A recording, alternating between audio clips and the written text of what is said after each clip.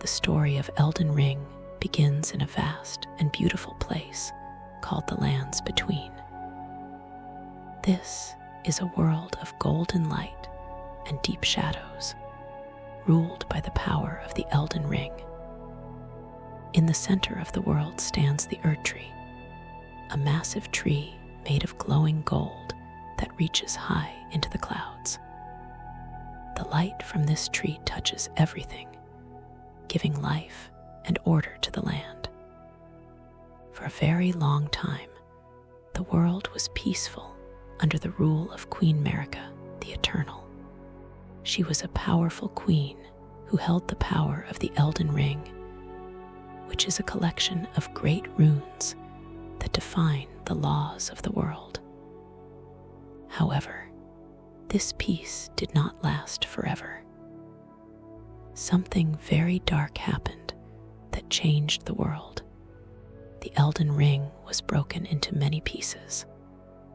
This event is called the Shattering. When the ring broke, the golden light of the Erdtree began to fade, and the world fell into a great and terrible war. Queen Marika's children, who were powerful demigods, each took a piece of the broken ring. These pieces are called great runes. The demigods fought each other to try and become the new ruler, but no one could win. The war left the Lands Between in ruins. The cities became empty, the fields became battlefields, and the people became tired and lost. The golden grace that once guided everyone was gone, and the world became a place of ghosts and monsters. You are a Tarnished. Long ago, the Tarnished were people who lost the grace of the Erdtree and were sent away from the Lands Between. But now, because the world is broken, the grace has returned to wake the Tarnished up. You wake up in a cold, stone tomb with nothing but your basic gear. You are called back to the Lands Between to find the pieces of the Elden Ring and become the Elden Lord.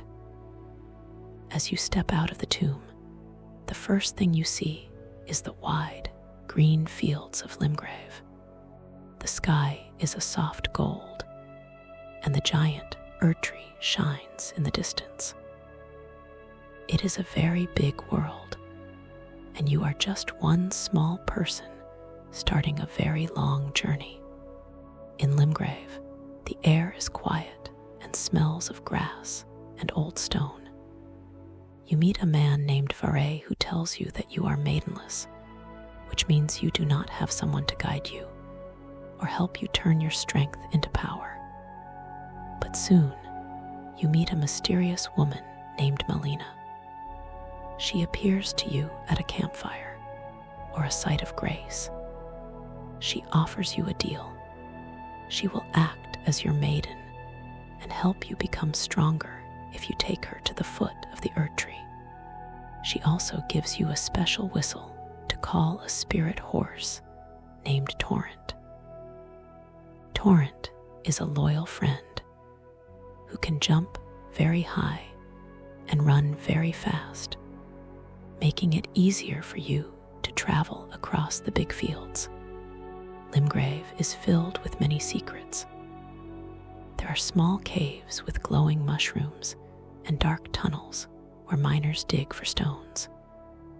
You see old ruins of buildings that fell from the sky and giant stone pillars that used to be part of great bridges. The animals here are mostly quiet, like the sheep with thick wool and the birds that sit on the cliff edges. But there are also dangers. A giant dragon named Agheel lives in the lake, and a golden knight on a huge horse patrols the main road. As a new traveler, you learn to move quietly and carefully. You spend your first few nights resting by the warm glow of the sites of grace, watching the gold leaves fall from the sky like soft snow. As you explore, you find the remains of a great army. There are soldiers in green and brass armor who still guard the roads, even though they have no king to follow.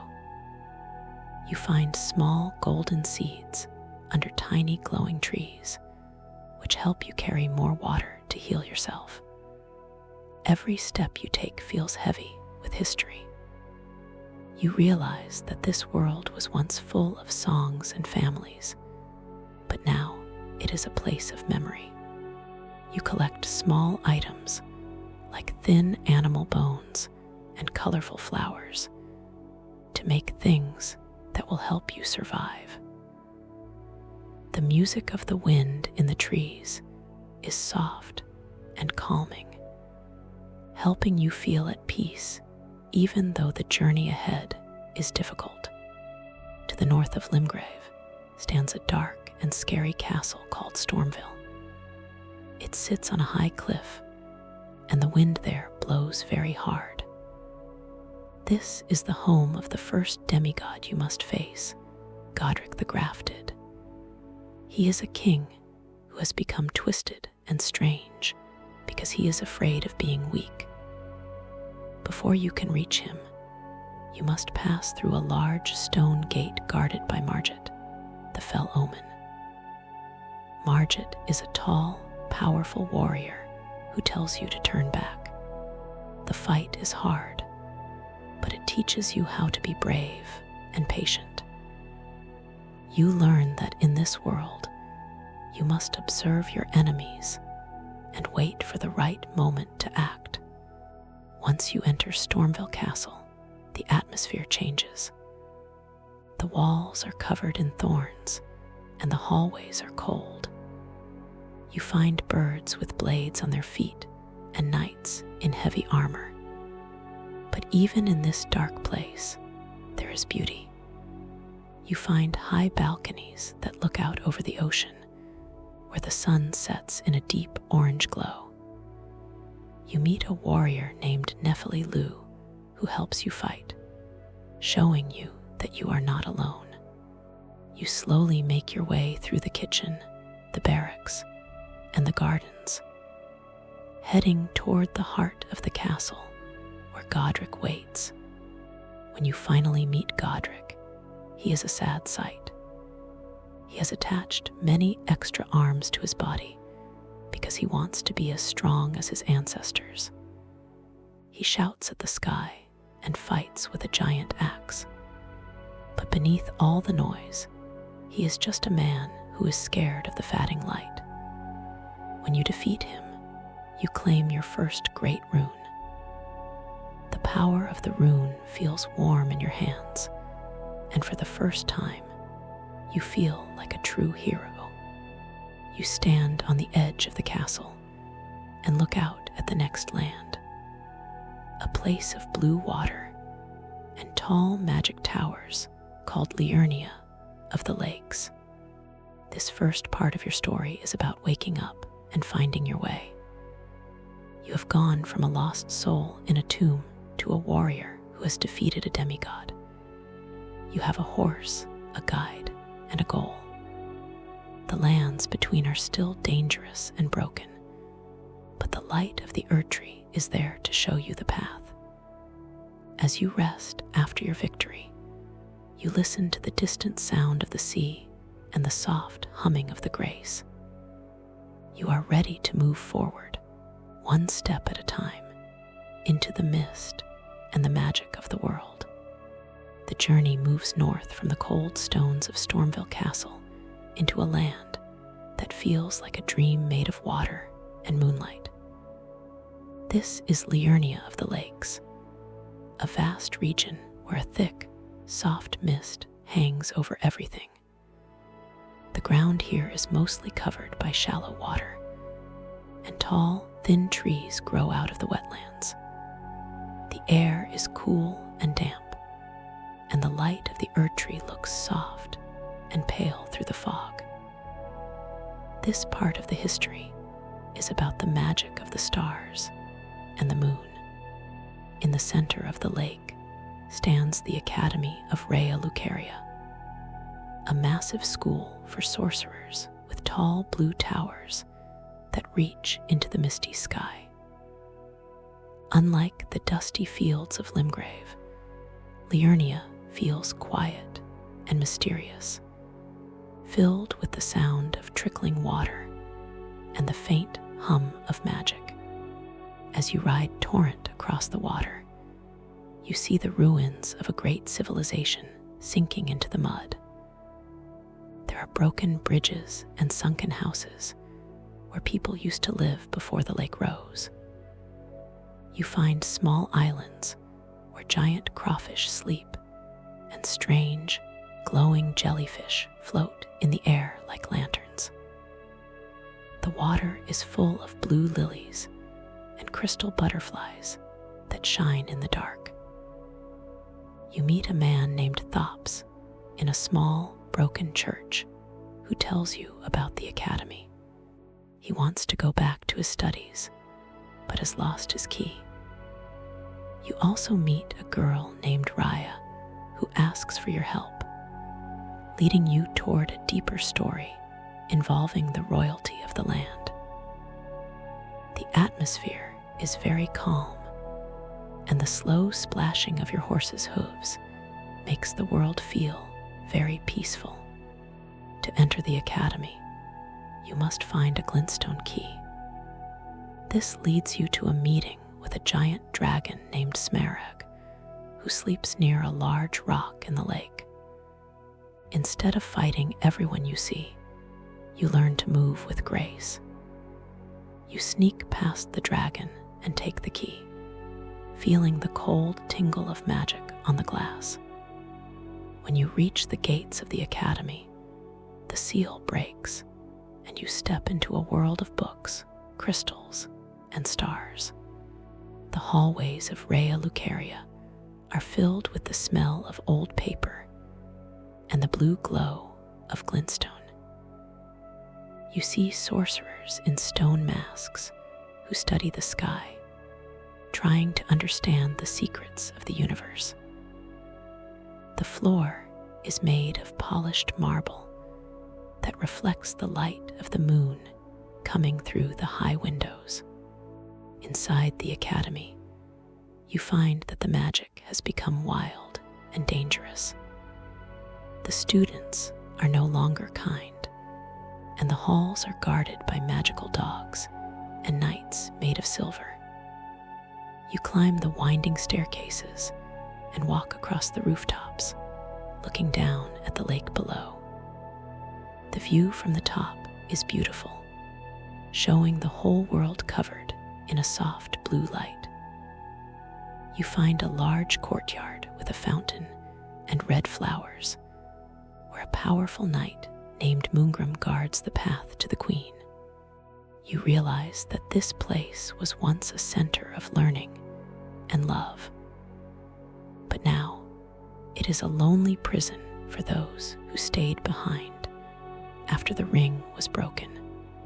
At the very top of the library, you find Renala, Queen of the Full Moon. She is a tall, elegant woman sitting in a room filled with books and candles. She is cradling a golden amber egg and seems to be in a deep trance. She is not a mean queen, but she is very sad. Her husband, Raydegan, left her long ago, and she has lost her mind to her grief. When you fight her, the room transforms into a beautiful night sky. You are standing on water that reflects a giant, glowing moon. This is a story of a mother's love and the power of the stars. When you defeat her, she does not die. Instead, she wakes up and offers to help you change your appearance or your skills.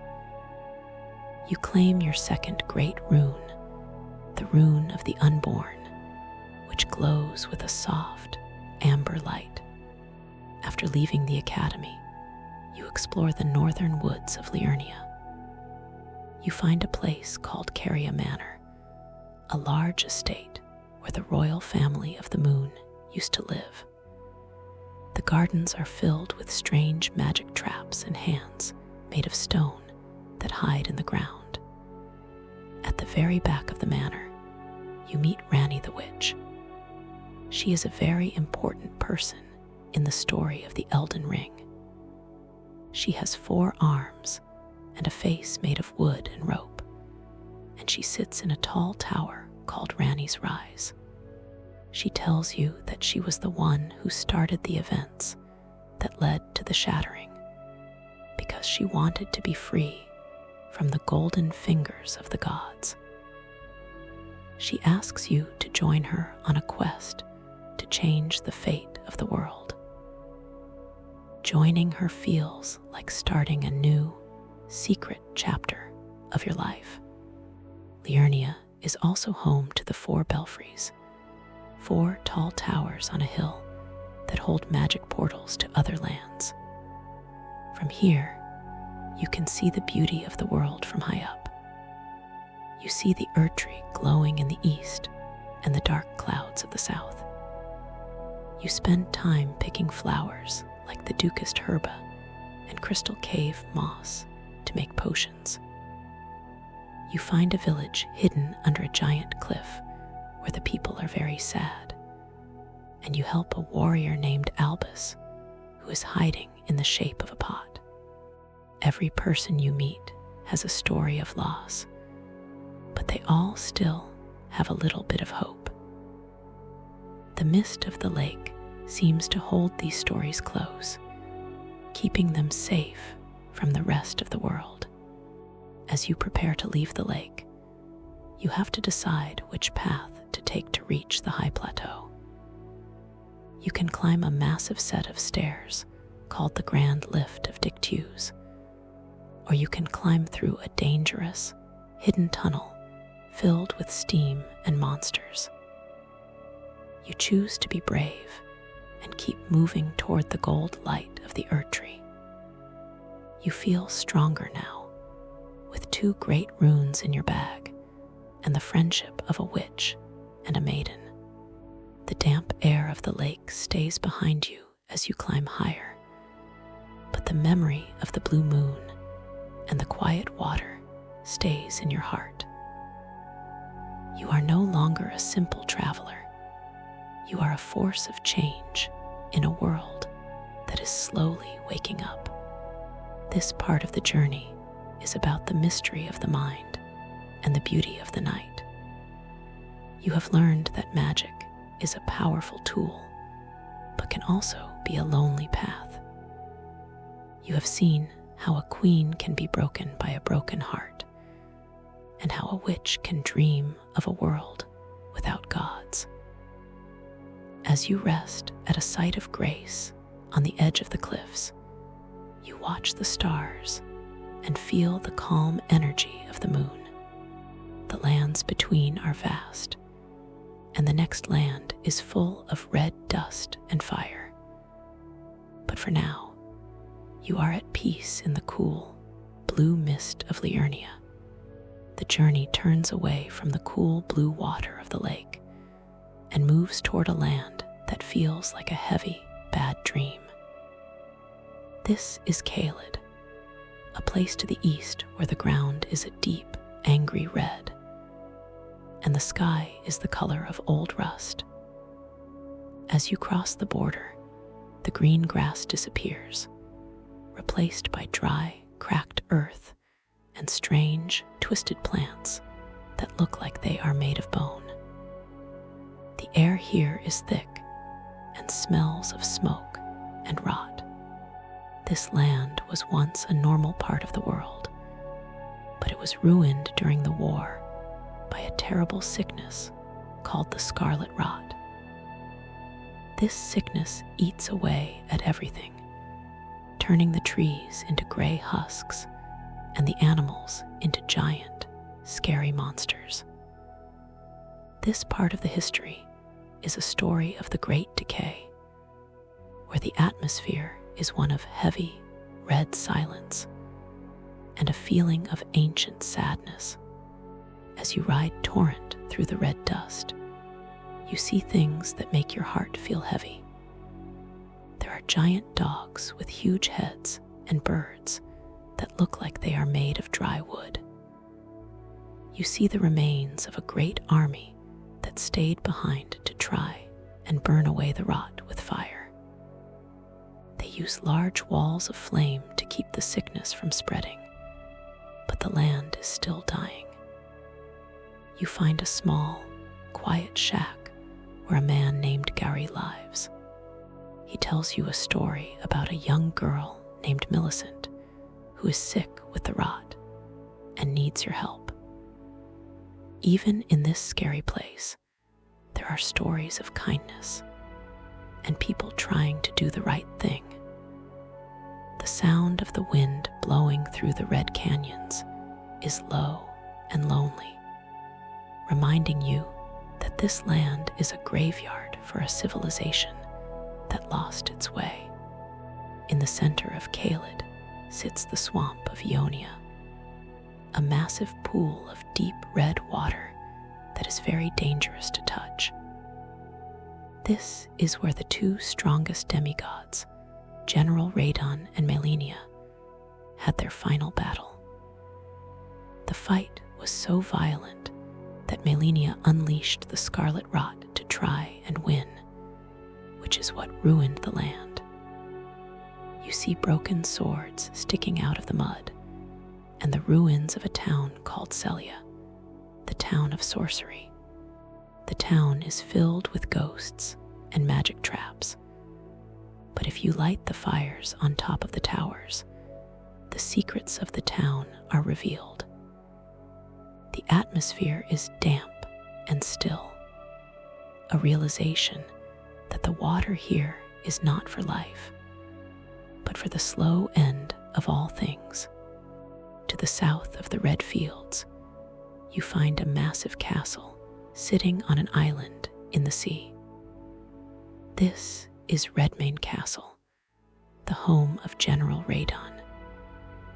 Instead of a normal castle full of enemies, you find that a festival is being held. This is the Festival of Combat, where warriors from all over the world have gathered to give the general an honorable death. Radon has lost his mind to the rot and now wanders the beach like a wild animal. But he is still so powerful that he holds the very stars in the sky with his magic. You meet your old friends there, like Blade the half-wolf and Iron Fist Alexander, a giant living pot who wants to be a great warrior.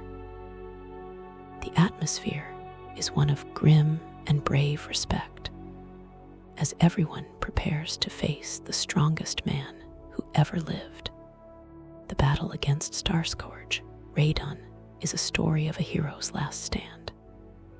You stand on a wide, sandy beach under a purple sky, and Radon attacks you from far away with arrows that look like spears. You call upon the other warriors to help you, and together you charge across the sand. The fight is loud and fast, with magic crashing down like falling stars. Radon is a giant man who rides a tiny horse he loves very much, showing that even in his madness, he has a heart. When you finally defeat him, the stars he was holding in the sky are released. They fly across the heaven in a beautiful, glowing train, and one of them crashes into the earth far to the west. This event opens a new path to a hidden city underground, and you claim your third great rune, the Great Rune of Radon. After the battle, the red dust of Caelid feels a little lighter, but the land is still sick. You explore the northern part, a place called Dragonbarrow, where giant dragons sleep in the sun. These dragons are old and tired, their scales covered in gray dust. You find a massive dragon named Graal, who is the mother of all dragons, surrounded by her children. She is too weak to move, and her presence makes the area feel like a holy, ancient tomb.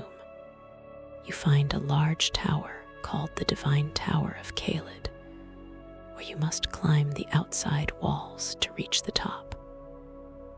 The view from the tower shows the whole world, from the red dunes of Caelid to the golden Erdtree far away.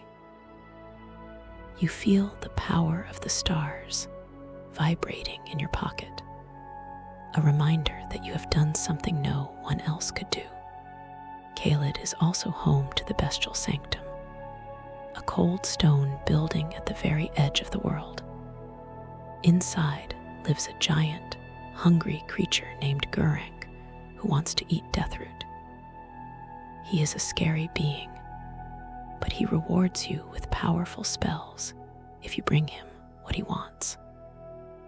The path to his home is guarded by a massive black blade kindred, a gargoyle made of dark stone that stands as tall as a house.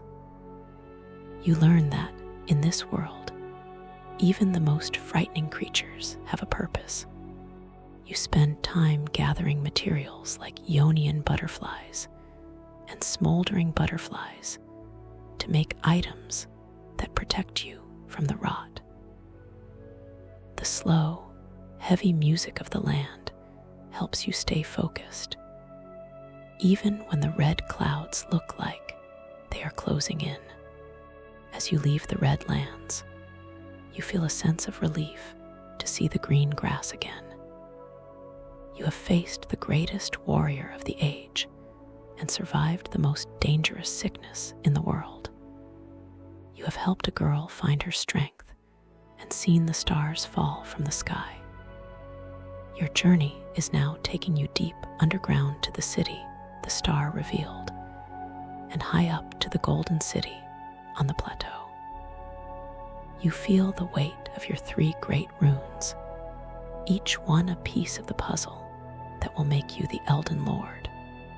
The red glow of Caelid stays on the horizon behind you, a memory of a land that is dying, but also a land that showed you what true bravery looks like. This part of the journey is about facing the things that scare us and honoring those who have fallen. You have seen how war can ruin the earth, but you have also seen how warriors can come together for a noble cause. As you rest at a site of grace on the border, you look at the golden leaves of the Erdtree and feel the warmth of the grace. The lands between are still full of danger, but you are moving with a steady heart. The red dust is gone from your boots, and the next chapter is waiting in the golden light of the north.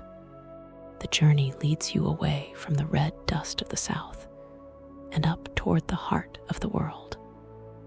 To reach the high lands, you must ascend to the Altus Plateau. This is a place where the grass is not green, but a brilliant, shimmering gold.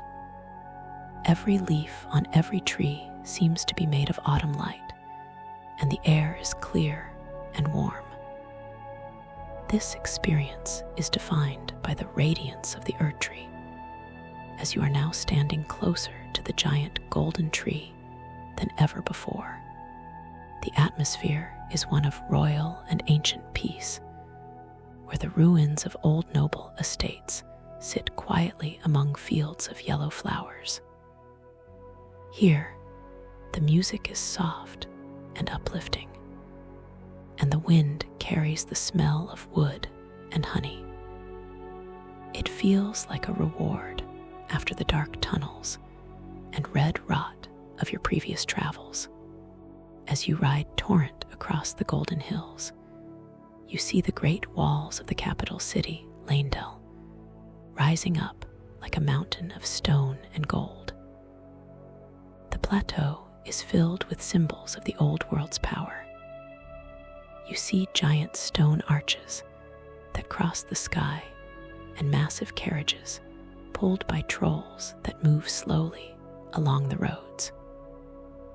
you find the Windmill Village, a strange and quiet place where the people dance in circles under the turning sails of the wooden mills. While the scene looks happy at first, there is a lingering sadness in the air, a realization that the joy of these people is a dream they used to forget the broken world. You spend time picking golden sunflowers and altus blooms, feeling the life of the tree in every petal. To enter the capital city, you must pass through the outer walls, which are guarded by a massive creature called the Draconic Tree Sentinel. He sits on a horse that breathes fire and carries a shield that calls down lightning from the sky. This fight is a test of your path, proving that you are strong enough to enter the holiest place in the land. When you finally defeat him, the heavy gates open, and you step into Leyndell, the royal capital. The city is a masterpiece of white marble and golden roofs. The atmosphere is vast and breathless as you look down from the high walls at the streets below. Everything is covered in a thin layer of golden ash, and the giant Erdtree towers over the buildings, its roots weaving through the stone like the fingers of a god. Leyndell is a city that feels frozen in time. The houses are grand and beautiful, but the doors are sealed with wax to keep the world out.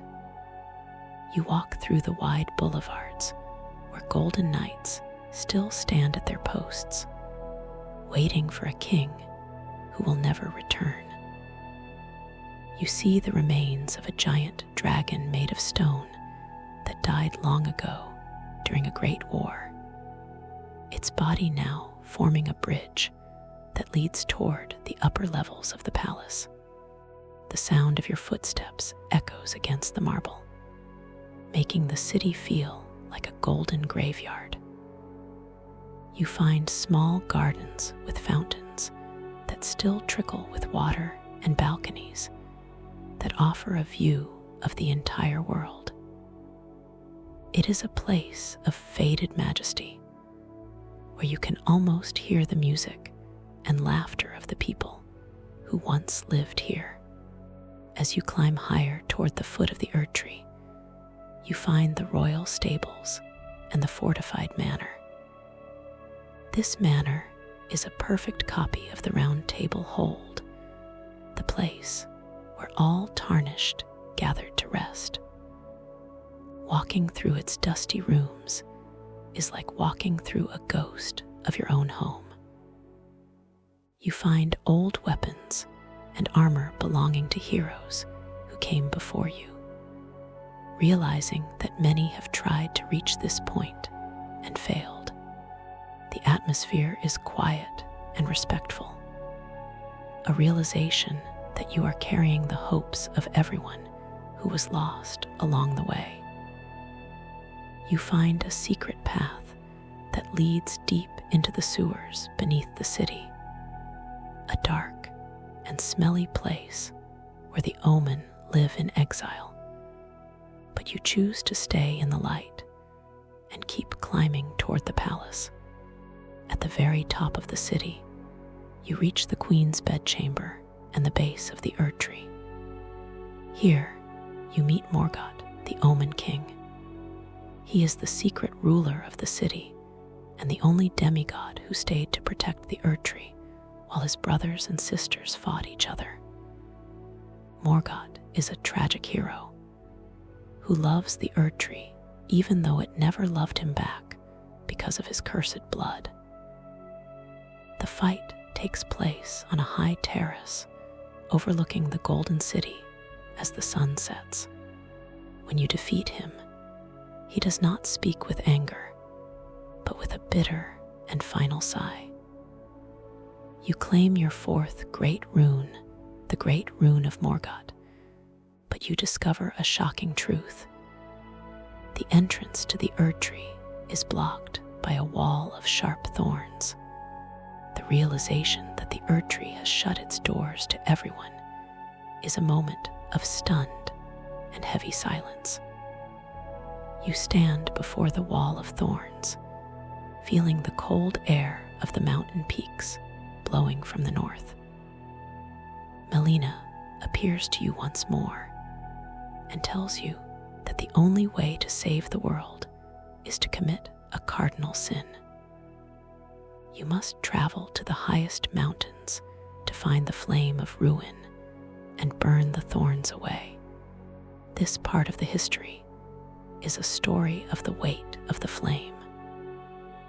As you understand that to become the Elden Lord, you must become the person who sets the world on fire to give it a new beginning. Before you leave the Golden City, you take a moment to sit at the highest site of grace. The view from here is the most beautiful in the world. You see the blue lakes of Liurnia to the south, the red clouds of Caelid to the east, and the snowy peaks to the north. The golden leaves of the Erdtree fall around you like warm rain. You feel the power of the throne just beyond your reach. You have conquered the greatest city in history and defeated its last king. Your heart is full of determined and humble resolve. You are no longer just a warrior. You are the one who will decide the fate of all things. This part of the journey is about the end of the old world and the start of something new. You have seen the glory of the Golden Age and the sadness of its decay. You have walked the streets of kings and stood at the foot of a god. As the light of the Erdtree fades into the twilight, you prepare for the cold and the snow. The journey to the mountaintops will be lonely and hard, but the fire in your heart is burning brighter than ever. You are ready to face the winter to bring back the spring. The journey away from the Golden City leads you through a hidden path called the Forbidden Lands. As you leave the warmth of the Altus Plateau, the air turns sharp and cold. The golden light of the Erdtree is replaced by a thick gray mist that hides the sun. This experience is defined by the quiet of the winter, where the only sound is the crunch of snow under Torrent's hooves and the howling of the wind through the dead trees. This part of the history is a story of the land that time forgot, a place high above the world where the giants used to live before they were defeated in a great war long ago. The atmosphere is one of lonely and ancient cold, as you realize you are entering a graveyard of ice and stone. To reach the top of the mountains, you must ride a massive stone elevator called the Grand Lift of Rold. As you rise higher into the clouds, the world below disappears into the white mist. When you step off the lift, you find yourself in the mountaintops of the giants. The snow here is very deep, and the sky is a pale, freezing blue. You see the frozen bodies of giant warriors scattered across the hills, turned into statues of ice during their final battle. The atmosphere is still and heavy, a realization that even the strongest beings can be brought down by time and war. You spend your time picking rimed crystal buds and freezing grapes, feeling the bite of the frost through your clothes as you look for the path to the highest peak. As you explore the frozen ridges, you find ruins of old churches where the monks of the flame used to pray. These buildings are half buried in the snow, and their bells no longer ring. You see strange, white wolves that blend into the snow and massive crows that watch you from the rocks. You find a frozen lake where a giant dragon named Borealis hides in a blizzard. Instead of a fast and loud fight, the atmosphere is muffled and ghostly. As you move through the white fog, listening for the sound of his wings, you realize that this land is not meant for humans. It is a protective barrier, designed to keep the most dangerous power in the world hidden away from those who might use it. In the middle of the mountains, you find a massive chain made of black iron that stretches across a deep canyon. This is the path to the Forge of the Giants. Walking across this chain is a moment of dizzying and high-altitude bravery as you look down at the clouds thousands of feet below. On the other side, you enter a wide, snowy plain where you meet the fire giant. He is the last of his kind, a massive being with a face on his chest and a heart full of fire. He has been guarding the flame for hundreds of years, waiting for someone to come and try to take it. The fight is a story of the last guardian, as the giant uses the power of the volcano and the snow to try and stop you. When he falls, the silence that returns to the mountain is deeper than ever before. Beyond the giant, you reach the Forge of the Giants, a massive stone bowl filled with a single, tiny spark of red flame. This is the flame of ruin, the only thing in the world hot enough to burn the thorns of the Erdtree. You sit at a site of grace on the edge of the forge, and Melina appears to you for the final time. This is a moment of selfless and fiery sacrifice. Melina tells you that her purpose was always to act as the kindling for this fire. She thanks you for the journey and for treating her as a friend. As she walks into the flames, the sky turns a bright, glowing red. The atmosphere is beautiful and sad, a realization that your path to becoming a king is built on the choices of those who believe in you. The moment the flame catches, the world changes.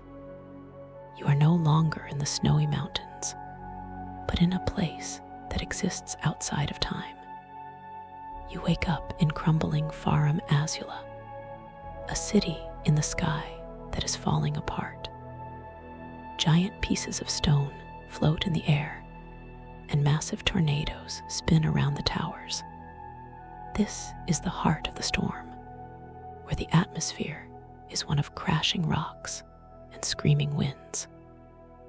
You see dragons flying through the debris and beastmen in gold armor who guard the ruins. You realize that the fire has transported you to the very end of history, where you must find the final piece of the puzzle to unlock the Erdtree. Farum Azula is a place of infinite and broken history. You walk through the temples where the walls are covered in carvings of ancient kings who ruled before the Erdtree ever existed. You find birds made of bone and knights who disappear like smoke. The sound of the wind is constant, making it feel like the city is being slowly ground into dust.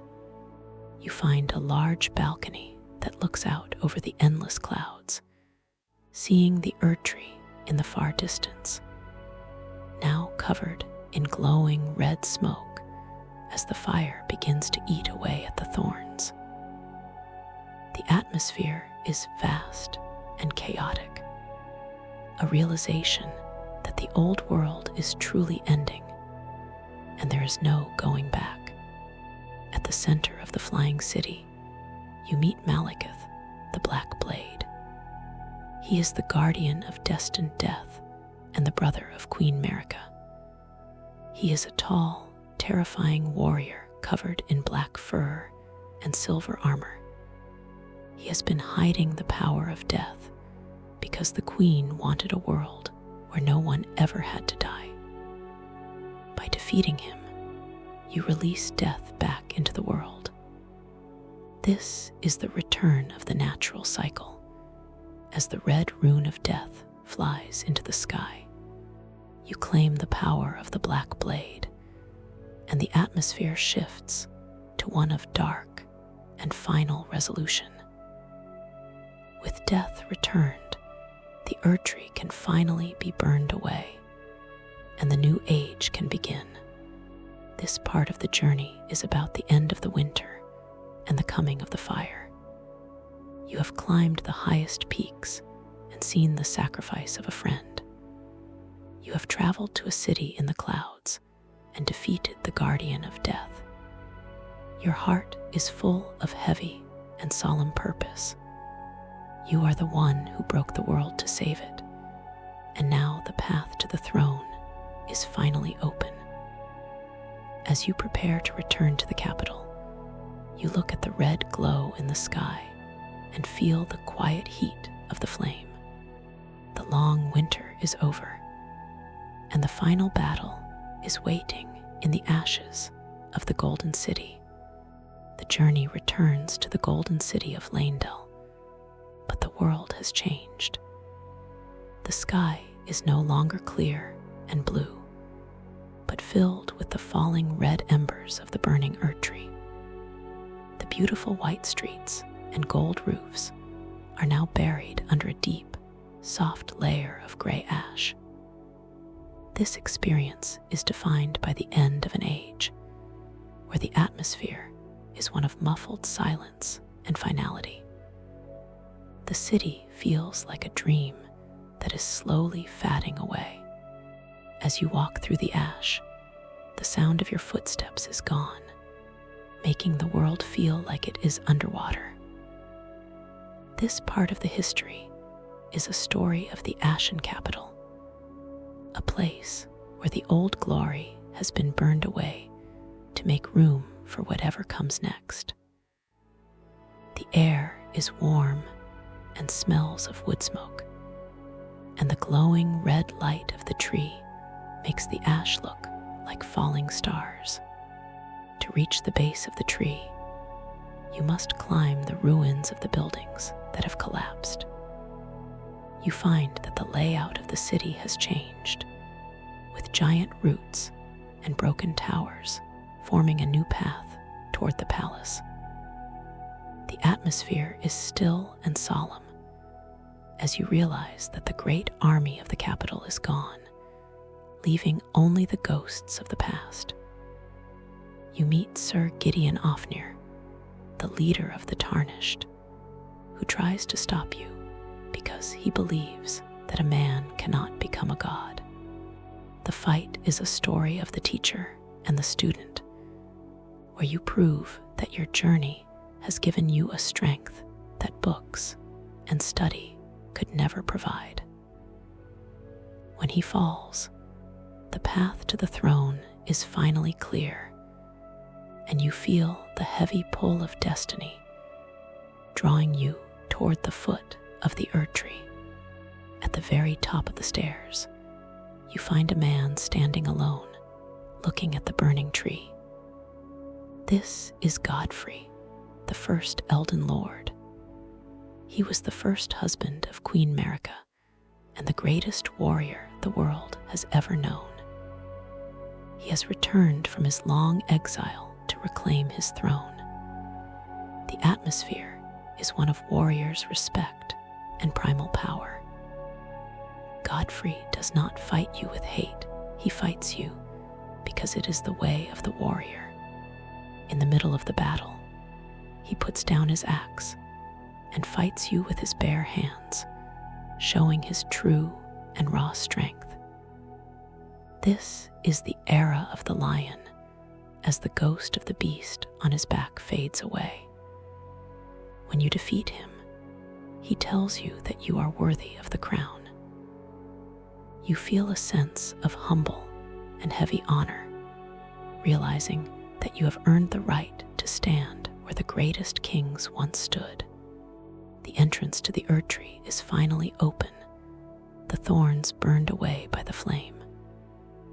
As you step inside, you find yourself in a place that feels like it is made of pure light and gold. This is the heart of the world, where the atmosphere is one of holy and ancient mystery. You find Queen Marika hanging from a shard of the Elden Ring, her body cracked like stone.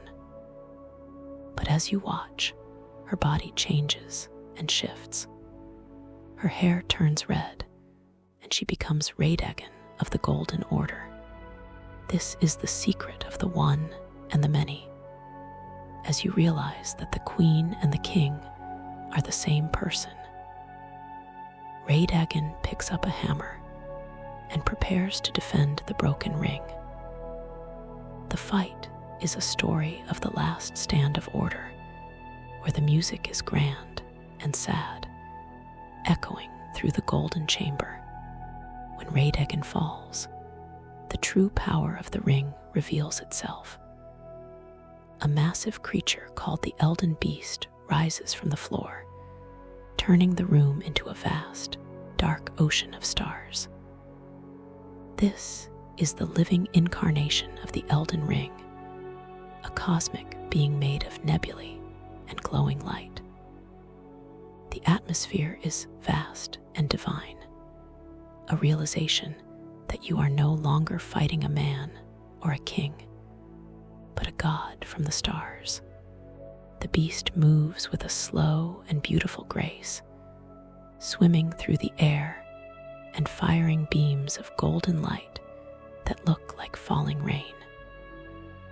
This is the final test of the soul, as you chase the light across the dark water. The sound of the waves and the soft hum of the universe make the fight feel like a cosmic dance. When the Elden Beast is finally defeated, it dissolves into golden dust, leaving the broken pieces of the Elden Ring on the ground. The atmosphere shifts to one of total and infinite peace. You stand in the center of the Golden Sea, holding the power to reshape the world in your hands. This is the moment of choice, where your journey finally reaches its end. You see the broken body of Marika, and you have the chance to mend the ring and become the Elden Lord. The atmosphere is quiet and ready, as you realize that every step you took, from the cold tomb in Limgrave to the burning peaks of the giants, was leading to this single, calm breath. The experience ends with you sitting upon the Elden Throne, looking out over the ashen city as the sun begins to rise. The fire of the tree has led to a sovereignty of the new age. You carry the weight of the mended ring and the hope of the lands between. The atmosphere is one of calm and determined victory, a realization that the long night of the Shattering is finally over. The focus would now shift to the restoration of the land, as the protagonist prepared to rule over a world that was no longer ruled by the gods of the past, but by the choices of those who live within it. The final legacy of the journey to the throne is a story of the strength to begin again. You have seen the world at its worst and helped it find its way back to the light. You have defeated the greatest warriors and the gods themselves, proving that a simple Tarnished can change the fate of the stars. As the golden leaves continue to fall softly on the ash, you close your eyes and feel the warmth of the grace.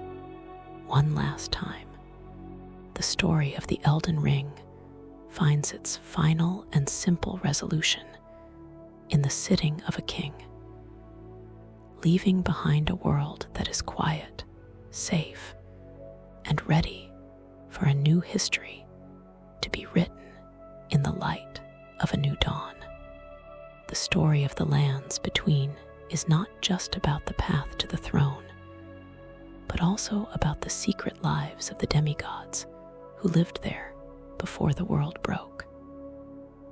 This part of the history is a story of a family of giants, where the children of Queen Marika were once great heroes and leaders. The atmosphere is one of grand and fatting memories as you look at the empty chairs and broken statues in the capital city. You realize that each demigod had a dream for the world, but their pride and their fear led them into a war that no one could win. This experience is defined by the human side of the legend, where you see that even the most powerful beings are often lonely and sad. The music of this history is soft and slow, like a lullaby for a world that has finally gone to sleep. The history of the twin prodigies, Miquella and Melania, is a story of loyalty and love. Miquella was a boy who could never grow up, and Melania was a warrior who was born with the scarlet rot eating her away. This was the era of the unalloyed gold, where Miquella tried to create a new tree called the Erdtree to cure his sister and give a home to the people who were not welcome in the Golden City. The atmosphere is soft and protective as you find the hidden path to the north where the giant white tree grows. You see that Miquella gave his own blood to make the tree grow, showing a pure and selfless heart. But the story turned into a tragedy when Miquella was stolen away by his half-brother, Moog, leaving Melania alone to wait for a brother who would never come back. The story of the lunar princess Rani is a different path, a story of the cold night and the stars. Rani was the daughter of Queen Renala and King Raydigan. She did not want to be a puppet for the golden fingers of the gods, so she chose to destroy her own body and live as a soul inside a wooden doll. This was the era of the dark moon, where the atmosphere was one of blue shadows and secret oaths. If you followed her quest, the ending of the world would not be a new golden age, but a 1,000-year journey under the light of the moon. The atmosphere is cool and quiet, a realization that the world does not always need a king on a throne. Sometimes it just needs to be left alone to find its own way in the dark. The history of Rykard, the Lord of Blasphemy, is a story of greed and the Great Serpent. He was a brother to Rani who lived in a volcano called Mount Gelmir. He was so angry at the gods that he allowed himself to be eaten by a giant snake so he could live forever and eat the other champions of the world. This part of the history is a story of the fire of rebellion, where the atmosphere is one of bubbling lava and hissing shadows. You see that Rykard started with a noble goal to free the world, but his hunger turned him into a monster. The atmosphere is oppressive and hot, a realization that even the best intentions can turn into a nightmare if you lose your way.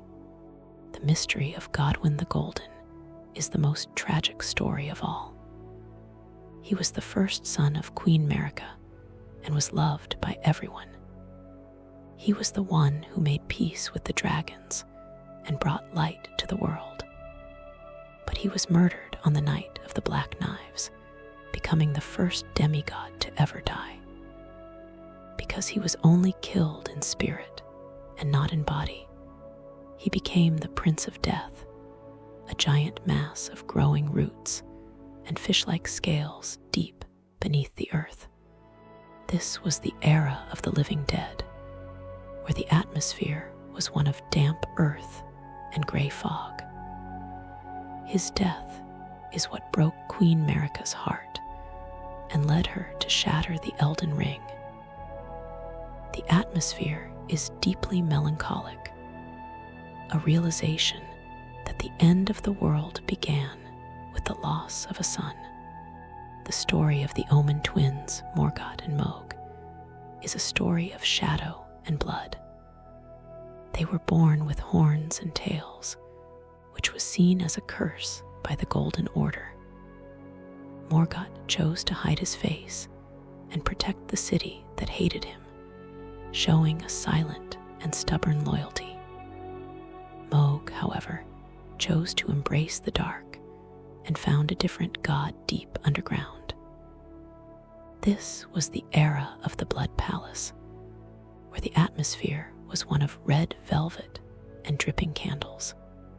You see the two brothers as two sides of the same coin, one who lived for a light that didn't want him, and one who lived for a dark that promised him power. The atmosphere is complex and sad, as you realize that their lives were defined by a world that refused to accept them for who they were. The different endings of the story show how the lands between could have changed. You could have chosen the age of fracture, where the world stays mostly the same, but with you as the new leader. You could have chosen the age of order, where the laws of the world are fixed so that the gods can never interfere again. Or you could have chosen the Lord of Frenzied Flame, where the entire world is burned away to nothing to stop the suffering once and for all. This part of the history is a story of the power of choice, as the atmosphere becomes one of vast and endless possibility. You realize that the world is like a piece of clay, and you are the hands that shape it. The experience ends with a look at the empty throne room, where the wind blows the ash across the floor. The war of the demigods has led to a sovereignty of the Tarnished. You carry the weight of all the stories you have heard and the people you have met. The atmosphere is one of peaceful and reflective silence, a realization that while the demigods were great, they were also fragile. The focus would now shift to the secrets of the deep underground, as the protagonist prepared to explore the eternal cities and find the roots of the world that existed long before the Erdtree ever grew. The final legacy of the history of the demigods is a story of the family that broke the world. They were beings of great power and beauty, but they could not save themselves from their own hearts. You have learned from their mistakes and taken their runes to build something new. As you watch the golden embers fade in the sky, you feel a sense of quiet and simple understanding. The story of the Elden Ring finds its final and gentle resolution in the memory of the fallen, leaving behind a world that is finally free to make its own history, away from the shadow of the giants. The journey away from the surface leads you deep into the earth, down long stone elevators that seem to descend for an eternity. Below the fields of Limgrave and the lakes of Liurnia lies a hidden world that most people in the lands between have forgotten. This is the realm of the eternal cities, Narration and Nixtella. When you first arrive, you are met with a sight that takes your breath away. Even though you are miles underground, there is a sky above you.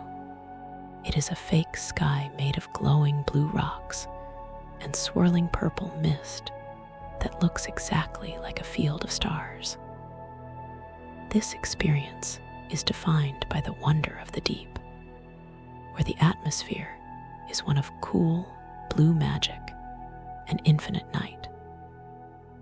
This part of the history is a story of a civilization that was sent underground by the gods long ago, living in beautiful stone cities made of white marble and silver. The walk through Narration, the eternal city, is a story of silence and silver. The buildings here are tall and elegant, with thin towers and wide bridges that cross over bottomless pits. The air is still and smells like cold water and old metal. You find that the streets are not filled with people, but with silver tears, strange, liquid beings that can change their shape to look like anything, even you. This is the era of the mimic, where the atmosphere is one of mysterious and shifting reflections. You fight a version of yourself, realizing that the people of this city were experts at creating life from silver. The sound of your footsteps on the marble is the only noise in the city, making it feel like a starlit dream that has been hidden away from the sun for thousands of years. As you move deeper into the underground, you find the ancestral woods.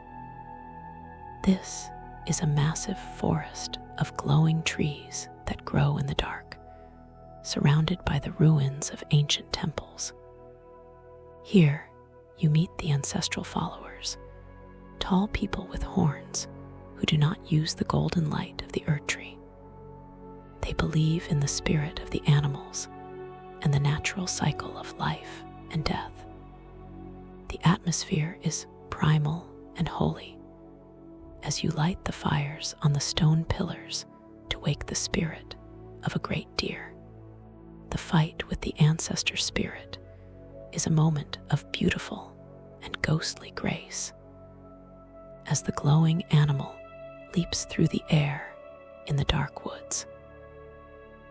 It is a reminder that there are many different ways to find meaning in the world, even without the light of the stars above. The path to the second city, Nixtella, leads you through the Ainsel River. This is a massive tunnel where the water flows quietly through caves filled with giant crystals. You see the remains of giant statues that hold up the ceiling, their faces worn away by time. This part of the history is a story of the weight of the mountain, where the atmosphere is one of heavy and damp antiquity. You find a massive throne where a giant skeleton sits, looking out over the water. You realize that these cities were once part of a great empire that ruled the world before the Erdtree ever grew. The atmosphere is quiet and respectful, a realization that you are walking through the roots of history. Inside Nixtella, the eternal city, the architecture is even more grand. The city is built into the side of a massive cavern, with grand staircases that lead to palaces filled with stars. You find night maidens and swordstresses who guard the city with weapons made of flowing silver. The atmosphere is cold and regal as you find chests containing great ghost glovewort, flowers that grow only in the deepest dark. You spend time gathering Ducust herba and silver fireflies, feeling the power of the moon. even this far underground. You realize that the people of the eternal cities were waiting for a Lord of Night to lead them back to the surface, and your journey with Ranni the Witch is the answer to their ancient prayers. Beyond the cities lies the Lake of Rot, a terrifying and vast pool of bright pink liquid. This is the source of the scarlet rot that ruined Caelid. The atmosphere is stifling and toxic, a realization that the earth itself is sick in this place. You must walk across narrow stone platforms to reach the Grand Cloister, a temple where the servants of Rot pray to a dark god.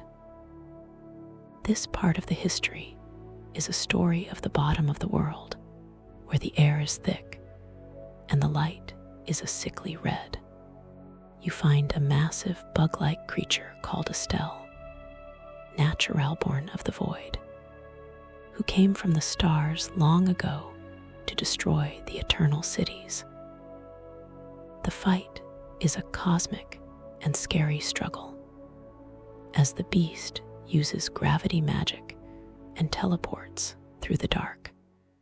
When you defeat Estelle, you find a path that leads back up to the surface, but to a place no one else can reach. You stand on the Moonlight Altar, a high plateau in Liurnia that is always bathed in the light of a giant blue moon. The atmosphere shifts from the dark of the deep to a bright and magical midnight. Here, you find the Cathedral of Manus Cells, where you finish your quest with Ranni. You find her doll body and place a ring on her finger, promising to be her consort in the New Age. This is the moment of the stars, a realization that the fate of the underground and the sky are finally joined together. The atmosphere is soft and eternal, a realization that the long journey through the dark was worth it to find this piece of peace. The experience ends with you looking out from the Moonlight Altar at the world below. The darkness of the cities had led to a sovereignty of the moon. You carry the weight of the Dark Moon Greatsword and the secrets of the ancients. The atmosphere is one of quiet and chilly triumph, a realization that you have seen the parts of the world that the Erdtree tried to hide. The focus would now shift to the hidden Haligtree of Miquella. As the protagonist prepared to travel to the secret north and find the strongest warrior of all, Melania, Blade of Miquella. The final legacy of the Eternal Cities is a story of the persistence of the night. Even when the gods tried to bury them, the people of the Silver and the Stars kept their culture alive in the dark. You have honored their history and helped their princess find her way to the moon. As you watch the blue light dance on the grass of the altar, you feel a sense of simple and deep calm. The story of the Elden Ring finds its final and quiet resolution in the glow of the underground stars, leaving behind a world that is a little more mysterious, a little more ancient, and ready for a night that will last forever. The journey to the hidden north is a story of finding the unseen path. To reach the secret home of the twins, Miquella and Melania, you must find 2 halves of a special golden medallion. This part of the history is a story of the hidden land, where the atmosphere is one of deep mystery and soft snow. 1 half is hidden in a village under a giant cliff, and the other is kept in a high mountain castle guarded by a brave commander. when you join the two pieces together at the grand lift of Rold. The giant stone elevator takes you to a place called the consecrated snowfield. Here, the world is a total whiteout. The wind blows so much snow that you can barely see your own hands. This experience is defined by the blind walk through the frost, where you must follow small, glowing lights on the ground to find your way. As you move through the white mist of the snowfield, the atmosphere is muffled and lonely. You hear the distant sound of ghost-like bells and the heavy breathing of invisible creatures. You find a town called Ordna, the liturgical town, which is frozen in time. To move forward, you have to enter a dreamlike state and light 4 candles hidden across the rooftops while being chased by shadows. This part of the history is a story of the gatekeepers of the tree, as the atmosphere becomes one of focus and quiet stealth. Once the candles are lit, a portal opens, transporting you to the branches of the Halleck tree.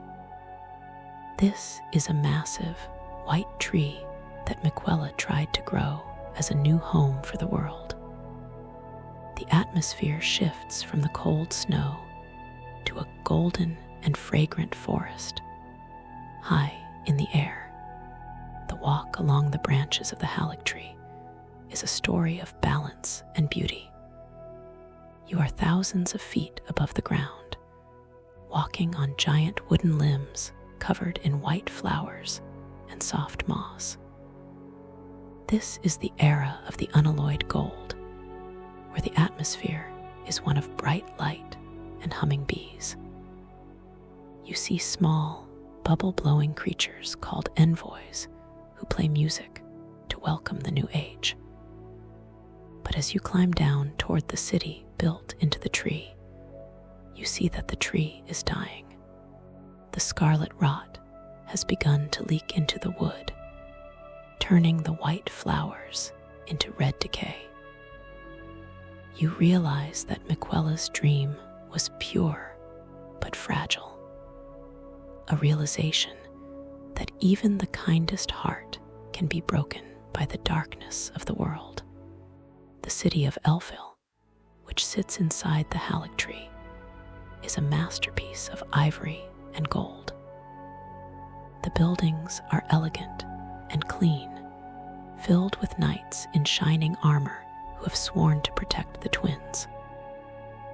This part of the history is a story of the last sanctuary, where the atmosphere is one of sad and loyal duty.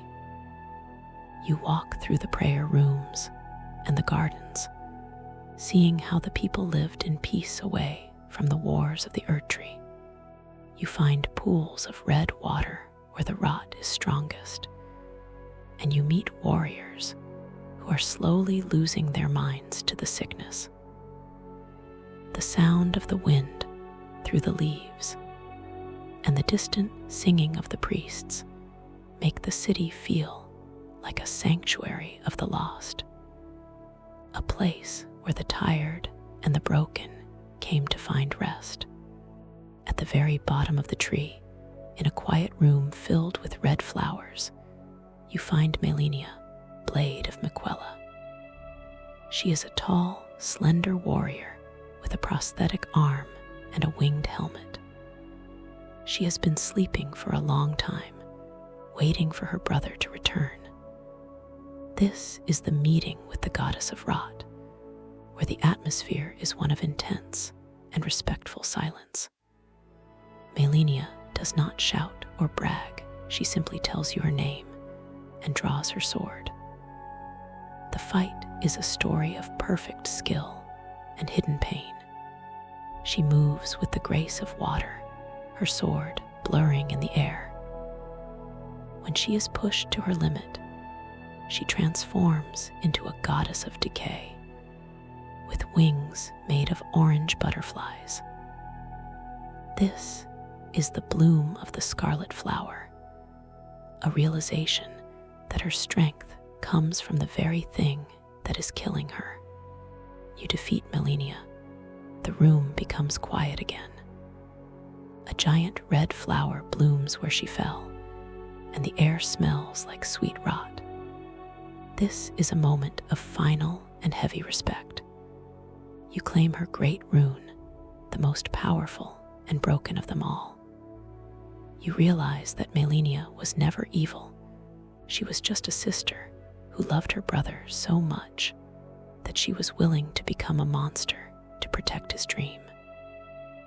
The atmosphere is peaceful and tragic as you look at the empty throne where Miquella should have been. You feel the weight of the twins' story on your heart. A realization that the most beautiful things in the lands between are often the ones that suffer the most. The experience ends with you sitting among the roots of the Erdtree, watching the petals fall.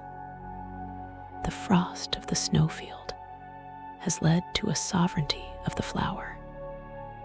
You carry the weight of the Miquella's needle and the honor of the blade.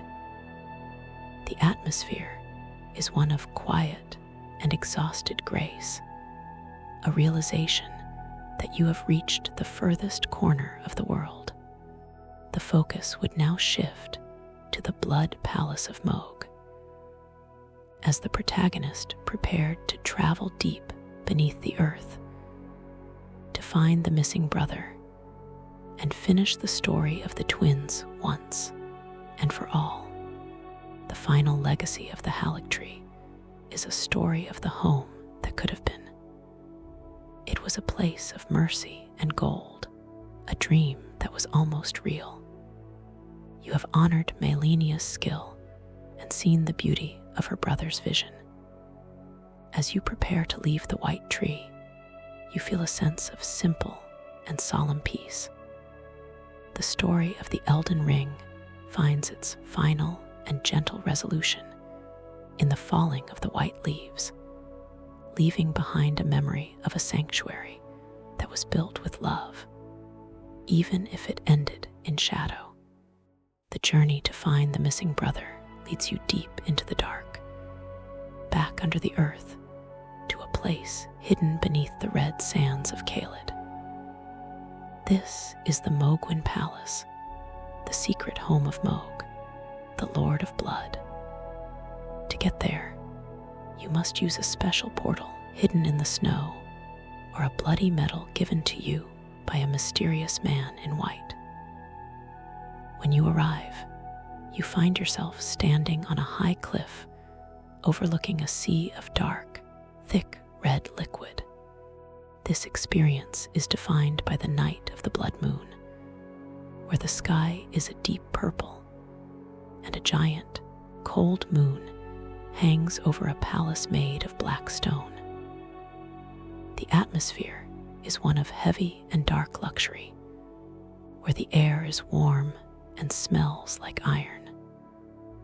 This part of the history is a story of a hidden kingdom built on the pain of others, a place where the shadows are alive and the silence is scary.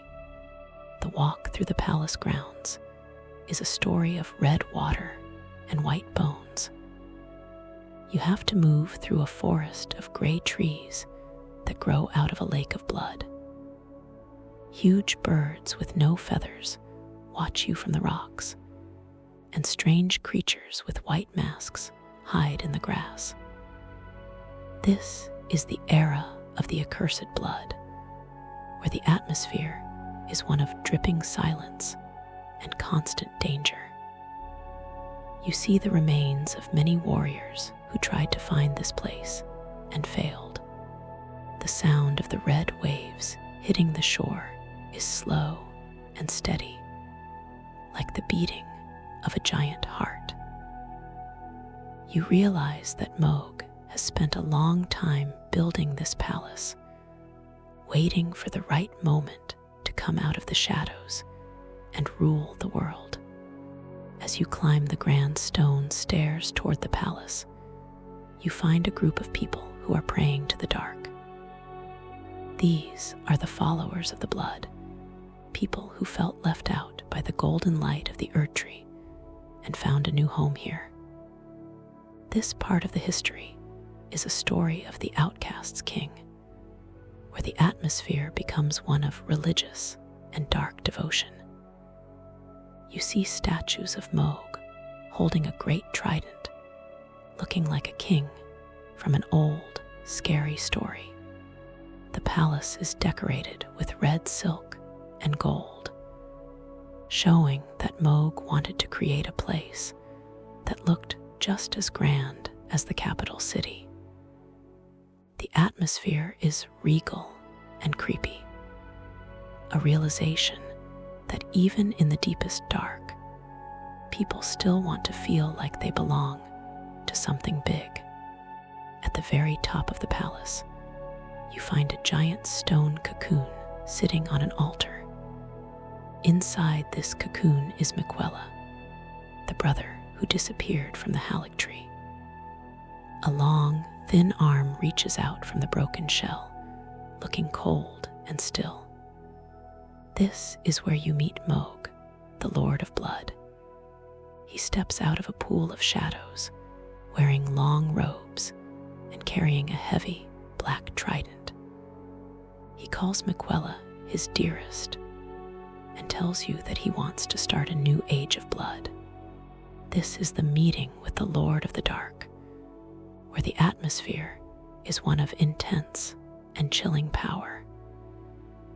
Moog moves with a slow, heavy grace, and when he speaks, his voice is deep and echoes against the stone walls.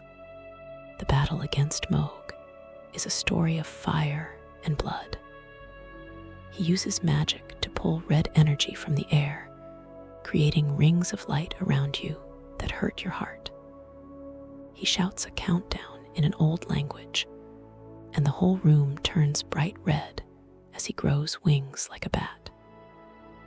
This is the ritual of the Blood Lord, a realization that he is using the power of a hidden god from the stars to fight you. The fight is fast and loud, with red flames splashing across the floor like water. But beneath the scary magic, you see that Moog is a man who is obsessed with a dream that will never come true. When he falls, the red light fades, and the palace becomes quiet once more. When Moog is gone, you are left alone with the cocoon of Miquella. This is a moment of quiet and empty sadness. You realize that Miquella is not truly there. His soul has gone somewhere else, and his body is just a shell left behind by Moog's greed. You claim your 10th great rune, feeling the cold and heavy power of the blood within it. The atmosphere is still and hollow as you look at the silent arm of the boy who wanted to save the world. You feel the weight of the stolen dream, a realization that even the most powerful heroes can be taken away by the darkness of others. You stand in the center of the dark palace, knowing that you have ended a very dangerous plan. The experience ends with you standing on the palace balcony, looking out at the Red Sea and the purple sky. The shadow of the cocoon has led to a sovereignty of the fallen.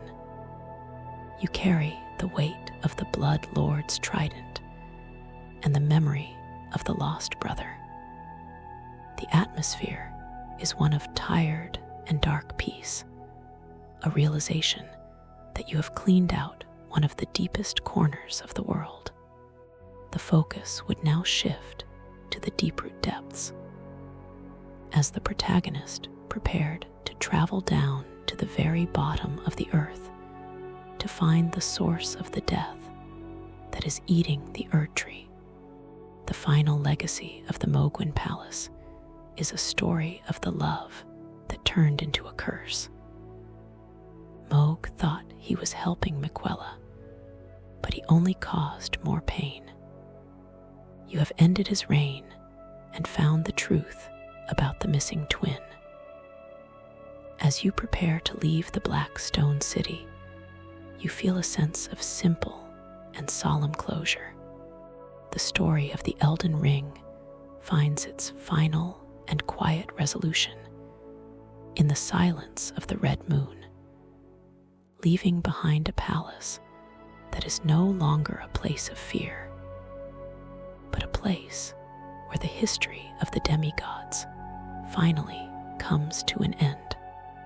The journey leads you even further down, past the eternal cities, and into the very roots of the world.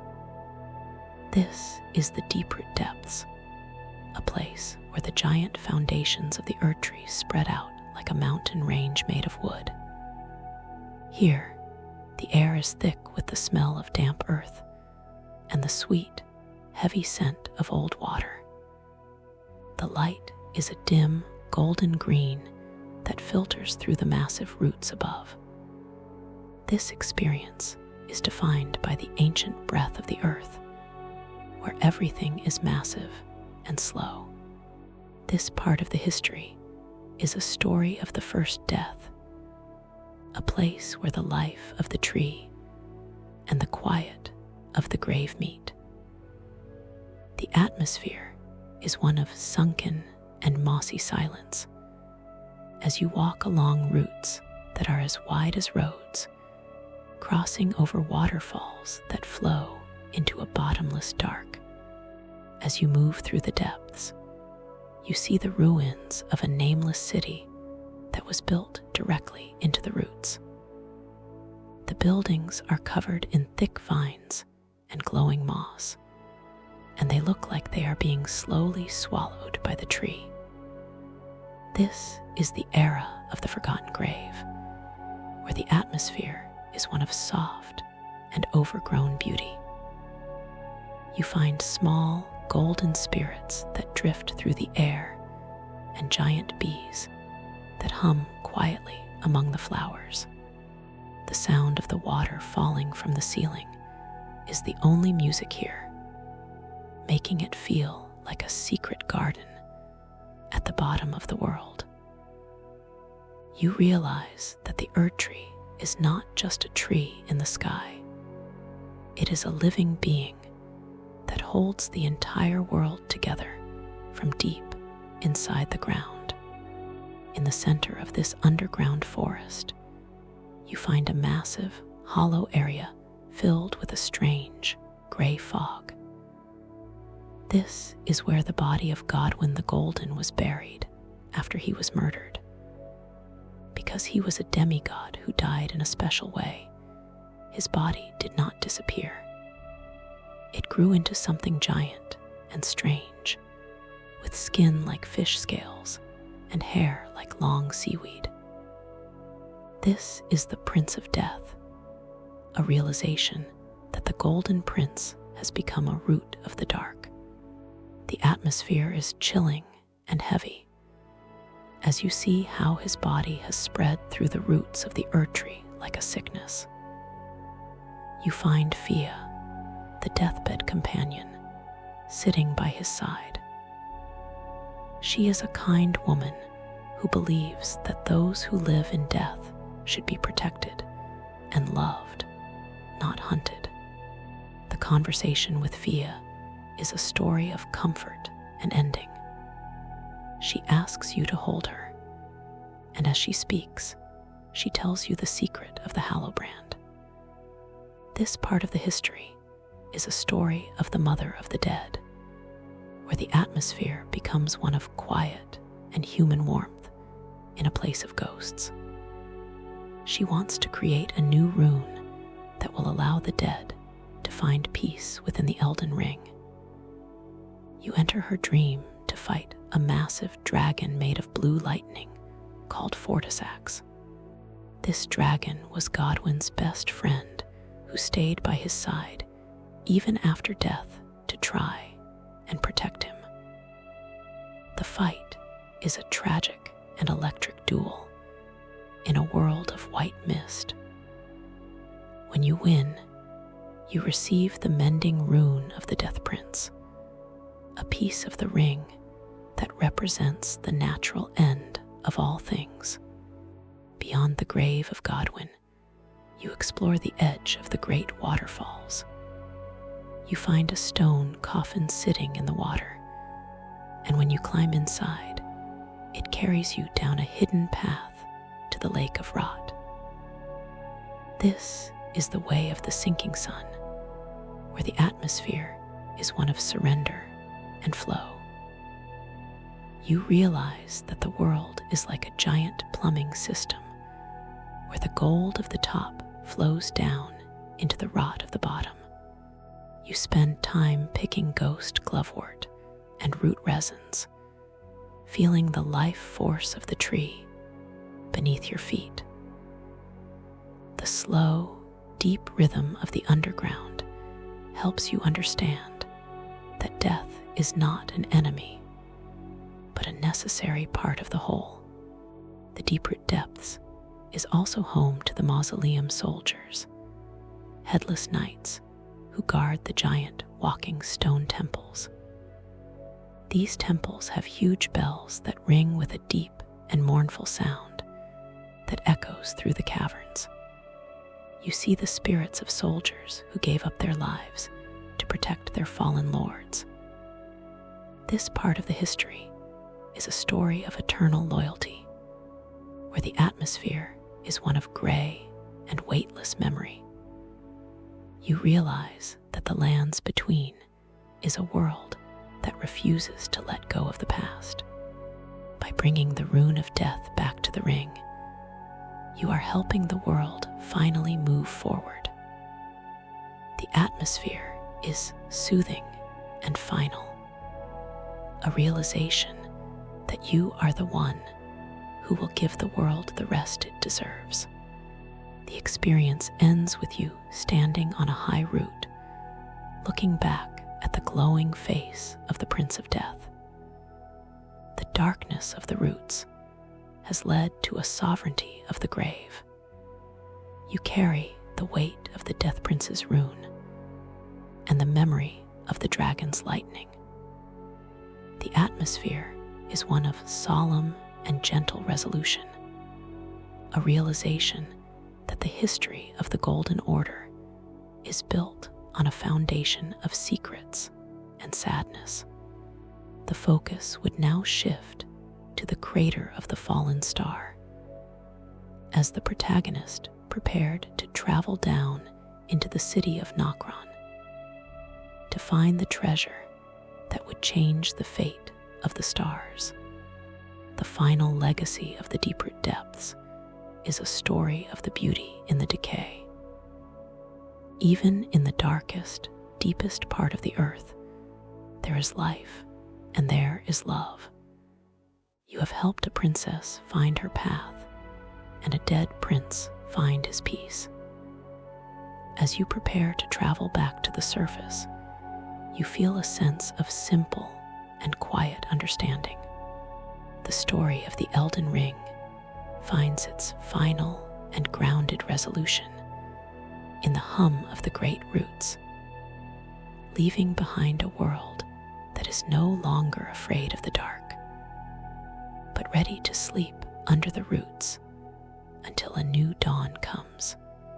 The journey leads you away from the golden grass and into a place of fire and jagged stone. This is empty Gelmir, a massive volcano that sits in the west. The air here is hot and tastes of sulfur and ash. The sky is a dark, smoky orange, and the ground is covered in dried lava that looks like black glass. This experience is defined by the heat of rebellion, where the atmosphere is one of bubbling fire and hissing steam. This part of the history is a story of a great war that happened on the slopes of the mountain, leaving behind broken siege towers and the remains of many soldiers. As you climb the steep paths, The sound of the wind is replaced by the low roar of the volcano. It feels like the earth itself is angry and breathing heavily. To reach the top, you must climb long metal ladders and cross bridges made of rusted iron.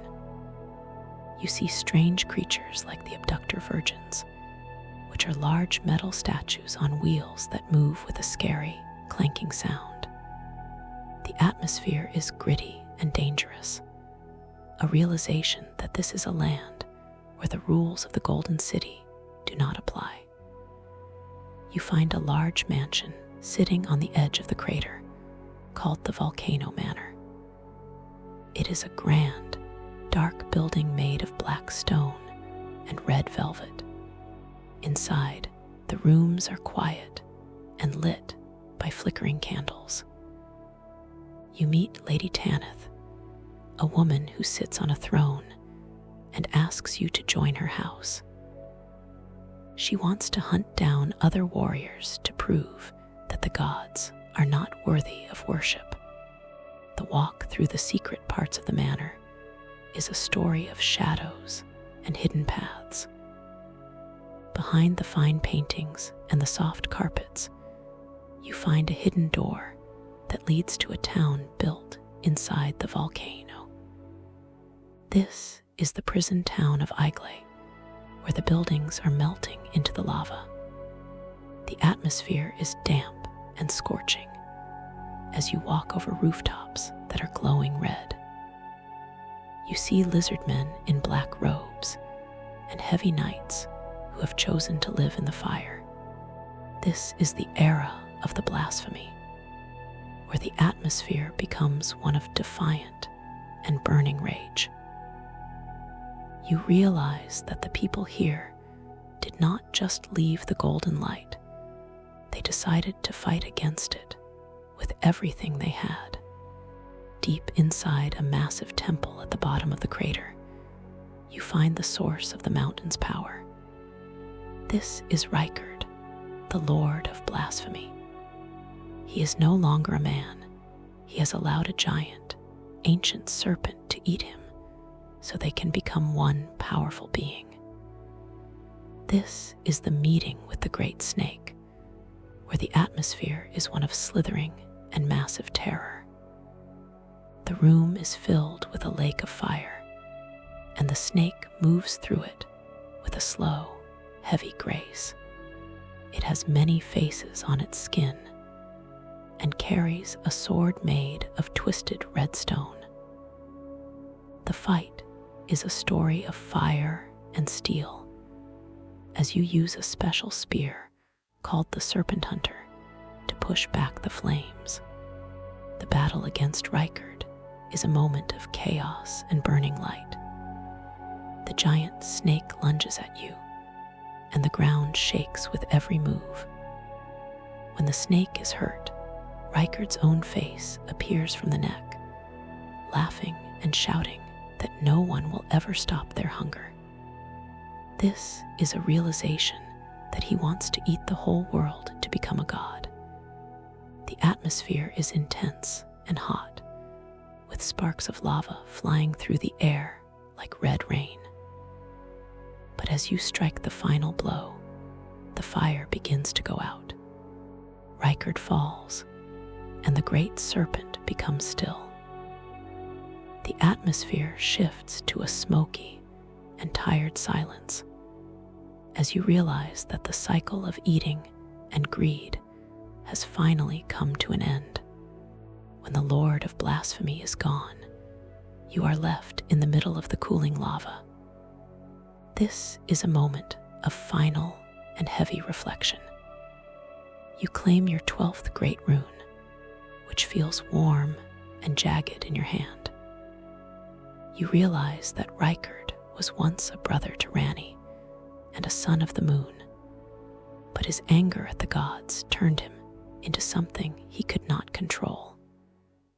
The atmosphere is quiet and ashy as you look at the remains of the giant snake. You feel the weight of the broken family, a realization that even the strongest hearts can be lost to the dark if they only seek power. You stand in the center of the hollow mountain, knowing that the fire of rebellion has finally burned itself out. The experience ends with you walking back through the quiet halls of the volcano manor. The heat of the crater has led to a sovereignty of the ash. You carry the weight of the serpent hunter's spear and the memory of the devouring lord.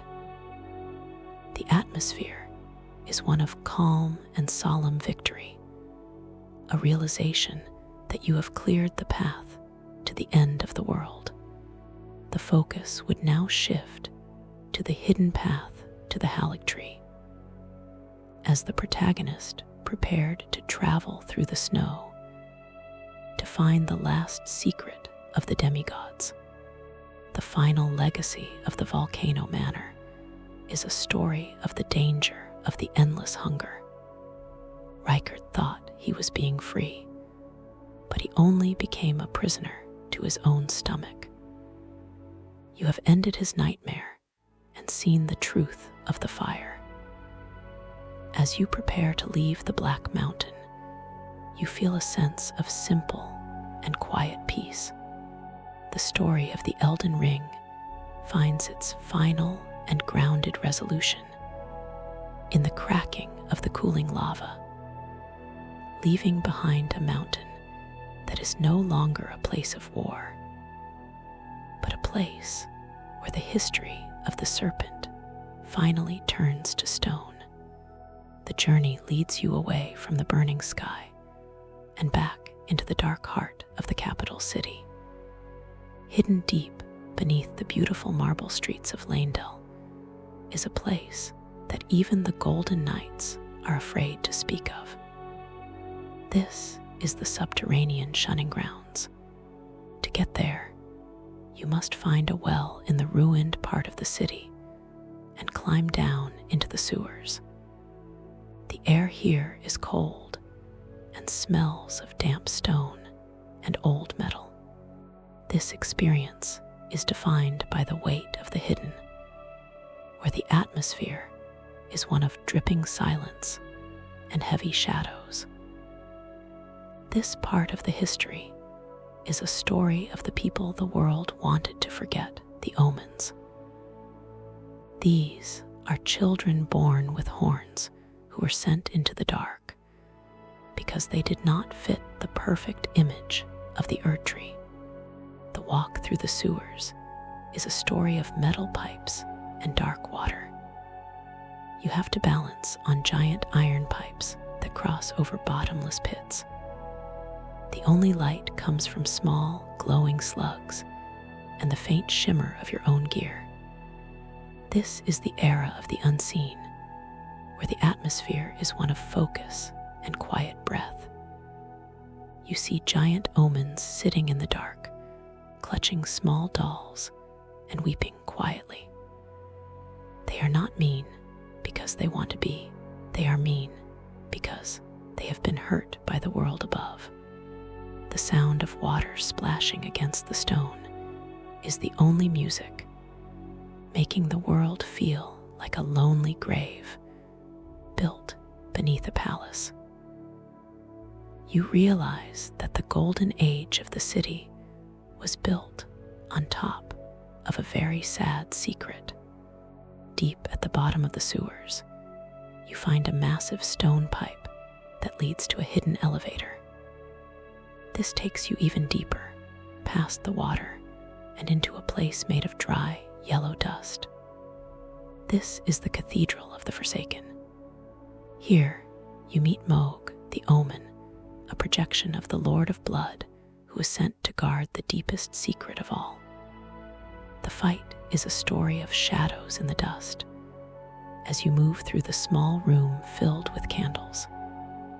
When he falls, the altar behind him slides away to reveal a hidden path. This path leads down into a massive pit filled with the bodies of thousands of merchants who were buried alive long ago. The atmosphere is chilling and still, a realization that this is a place of infinite sadness and final despair. To reach the very bottom, you must jump from one stone grave to another, moving carefully through the dark. The atmosphere is dizzying and heavy as you hear the faint, haunting sound of a violin playing somewhere in the deep. At the bottom, you find a massive, scorched door that looks like it was melted by a great heat. This is the door to the Three Fingers. This is the source of the frenzied flame, a yellow fire that wants to burn the whole world away to stop the suffering. This part of the history is a story of the chaos of the flame, where the atmosphere becomes one of hot, blinding light and screaming silence. You realize that this fire is the opposite of the Erdtree. It does not want to grow. It only wants to end. If you choose to open the door, you must take off all your armor and stand before the giant, glowing fingers. This is the touch of madness, where the atmosphere is one of crackling heat and vanishing self. The fingers reach out and burn their mark into your skin, filling your eyes with a yellow light. This is a moment of total and fiery surrender. You realize that by taking this flame, you are choosing to become the lord of frenzied flame. You are promising to set the world on fire, so that no one ever has to feel pain or sadness again. The atmosphere is vast and burning, a realization that you have taken a path that even Melina, your maiden, will not follow. Beyond the door, the yellow light of the flame stays with you, even when you return to the surface. This is the era of the burning eyes, where the atmosphere is one of tense and quiet dread. You see that the people you have met along the way are now afraid of you. Even the grass seems to wilt as you walk past. You spend time resting at the sites of grace, but the gold of the light feels cold compared to the heat inside you. You realize that the frenzied flame is a loud and final answer to a world that is too broken to fix. The slow, burning music of the flame follows you everywhere, a reminder of the choice you made in the dark. The experience ends with you standing on the edge of the capital, looking at the Erdtree.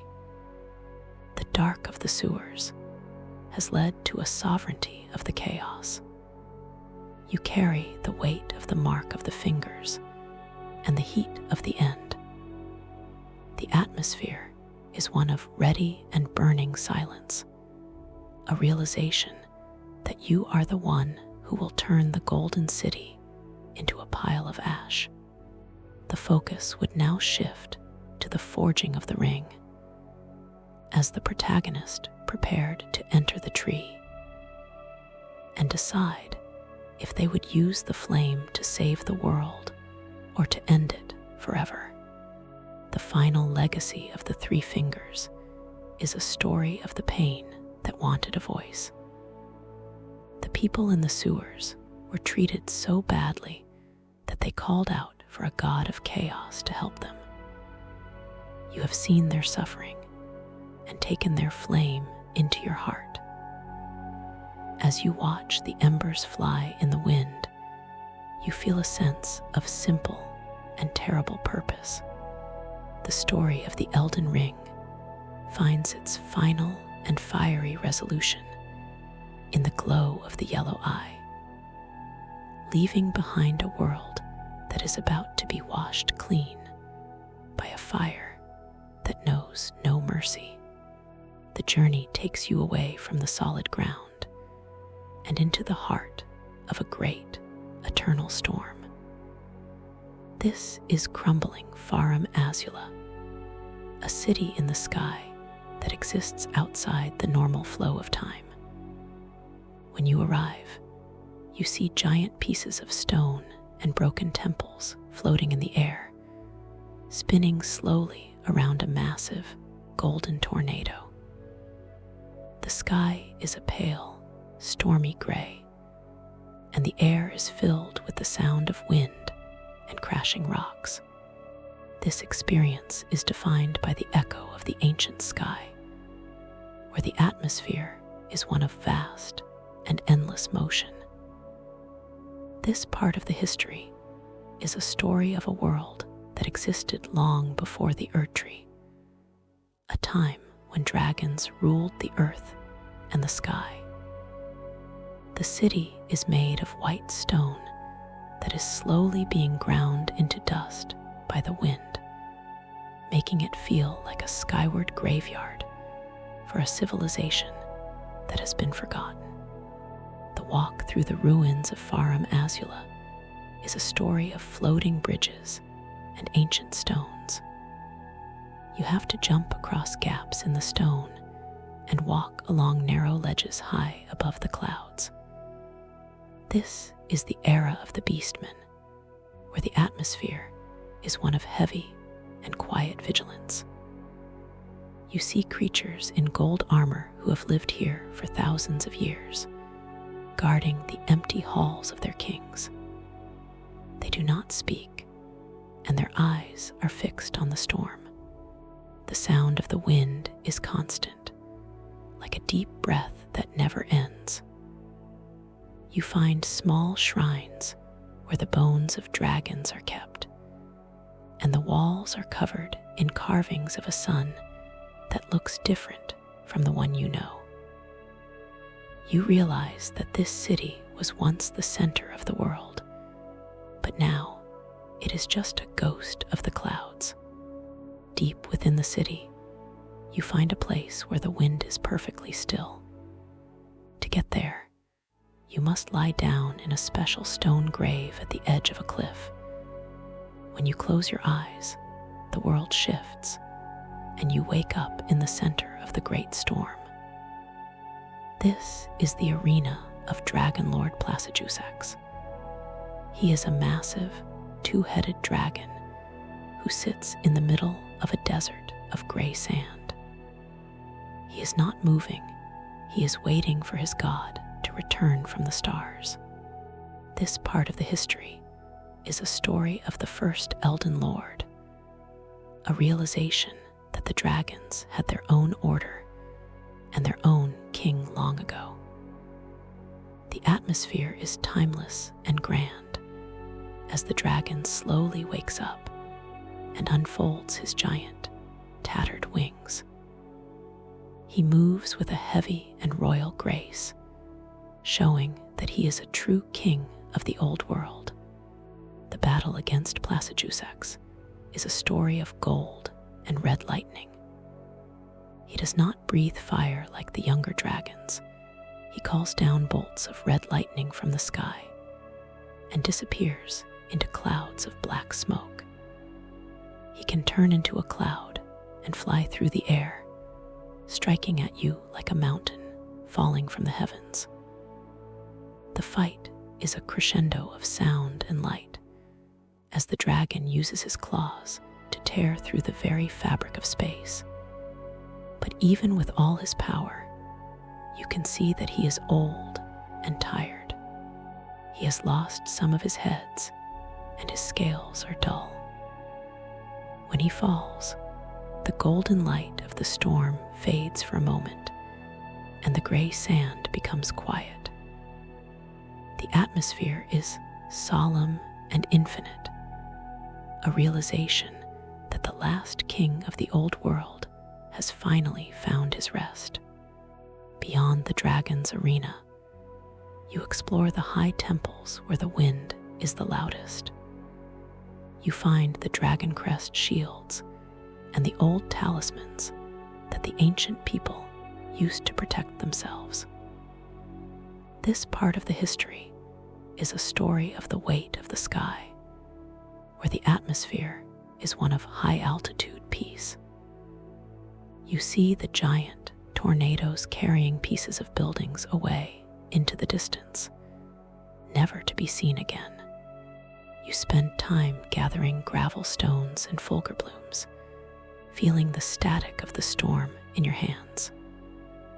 You realize that the world is much older than the Erdtree, and that every age must eventually crumble and blow away in the wind.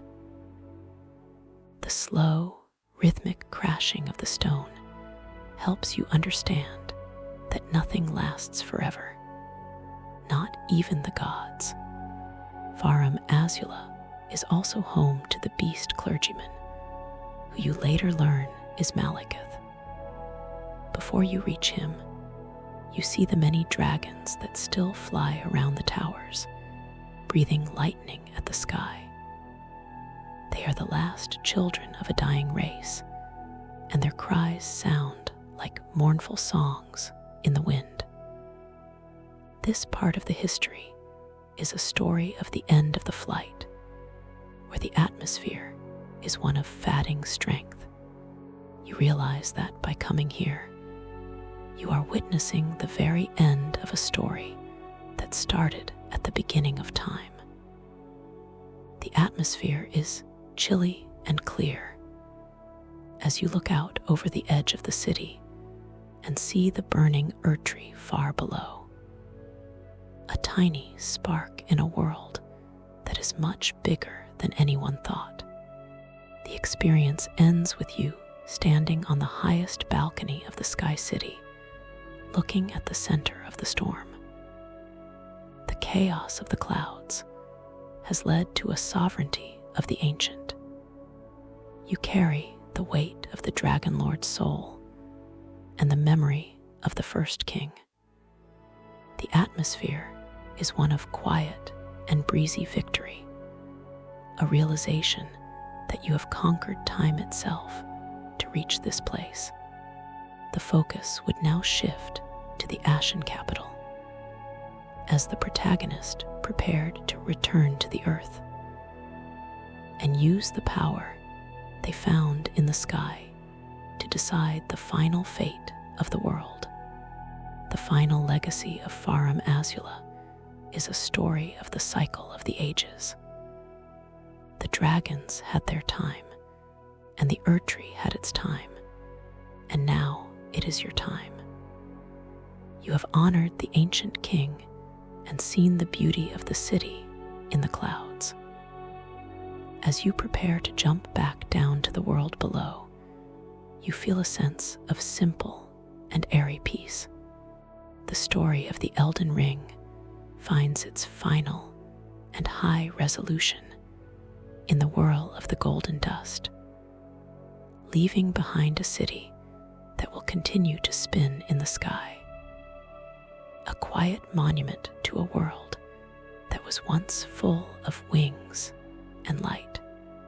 The journey through the lands between reaches its conclusion at the very edge of the world, where the golden light of the old age meets the quiet shadows of the new. This final part of the history is a story of the new dawn, a realization that the long war of the Shattering is over, and the world is finally ready to move on. The atmosphere is one of deep and exhausted peace, where the air is still and the falling ash of the Erdtree has stopped. You are the Tarnished who started with nothing, waking up in a cold tomb, and now you stand as the most powerful being in the land. This experience is defined by the weight of the crown, as you look out from the Elden Throne and see the vast world you have traveled through. Every hill, every lake, and every dark cave you explored is now part of your kingdom, and the silence of the city is a sign that the healing can finally begin. The legacy of your choices is a story of a world reborn. If you chose to mend the Elden Ring with the great runes you collected, the world enters a new age of order. The golden light returns, but it is different now. It is a soft and steady glow that does not demand worship, but offers protection. The people who were hiding in the cellars and the caves begin to come out, blinking in the new light. They find that the monsters are gone and the roads are safe once more. This part of the history is a story of the restoration, where the atmosphere is one of humble and daily work. You see the fields being planted and the broken bridges being fixed. The sound of the wind in the trees is no longer a lonely howl, but a gentle rustle that carries the hope of a long, quiet summer.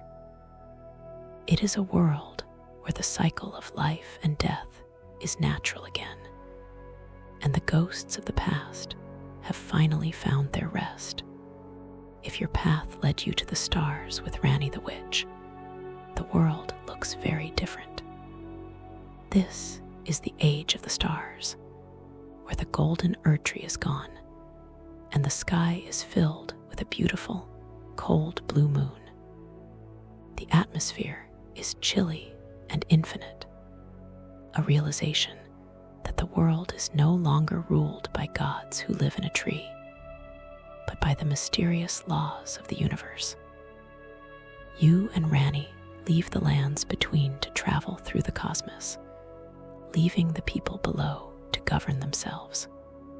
This is a story of true and scary freedom, where the atmosphere becomes one of independence and quiet night. The people look up at the moon and feel a sense of wonder instead of fear. The world is dark, but it is a comforting and natural dark, like the sleep that comes after a very long day. The focus of history shifts away from kings and thrones to the simple lives of those who are finally free to dream. For those who followed the path of the frenzied flame, the ending is a story of the final silence. The world is washed clean by a yellow fire that burns away all the pain, all the sadness, and all the memory of the past. The atmosphere is hot and still, as the world becomes a blank slate of gray ash. This is a realization that some believe the world was too broken to ever fix, and the only mercy was to end it all. But even in this fire, there is a sense of absolute and perfect equality. No one is a king, and no one is a slave. There is only the flame. It is a loud and final resolution that leaves the world in a state of total rest, waiting for a time, perhaps millions of years away, when something new might grow from the dust. It is a heavy and solemn thought, a reminder of the power that one person can hold over the fate of everything. The memory of your friends and enemies is a story of the people of the journey. You think of Melina and her sacrifice in the forge, of Iron Fist Alexander and his brave heart, and even of the demigods like Radon and Melania, who fought for what they believed in. This part of the history is a story of the human thread, where the atmosphere is one of warm and personal memory. You realize that the lands between is not just a map of stone and gold, but a collection of souls who all wanted to find a place where they belonged. The atmosphere is soft and reflective, as you imagine their spirits finally finding peace in the roots of the tree or the light of the stars. You carry their stories with you, making sure that the new age you have built is one that honors their struggles and their hopes. The final look at the world is a story of the horizon of the future. From the top of the mountain, you can see the sea where the Tarnished first arrived and the distant towers of the eternal cities. The gold of the past has become the foundation of the new. You feel a sense of simple and grounded victory, a realization that the journey was long and hard, but it led to this moment of calm. The air is fresh, and the smell of the sea is strong. You sit down on the stone steps of your new world and close your eyes, listening to the quiet. The focus of the story is no longer on the battles or the magic, but on the gentle breathing of the land. The world is safe, the gods are gone or changed, and the story of the Elden Ring has finally reached its last, peaceful page. The final legacy of the Tarnished is a story of the hero who stayed. You did not run away from the broken world, you walked into the heart of the storm to fix it. You have seen the heights of the sky and the depths of the earth, and you have brought them together. As the last embers of the fire fade and the stars or the sun take their place, you feel a sense of complete and quiet satisfaction. The story of the Elden Ring finds its final and permanent resolution in the stillness of the throne, leaving behind a world that is no longer a legend, but a home. The long night is over, the work is done, and the lands between are finally at peace, sleeping soundly under the watch of their new lord.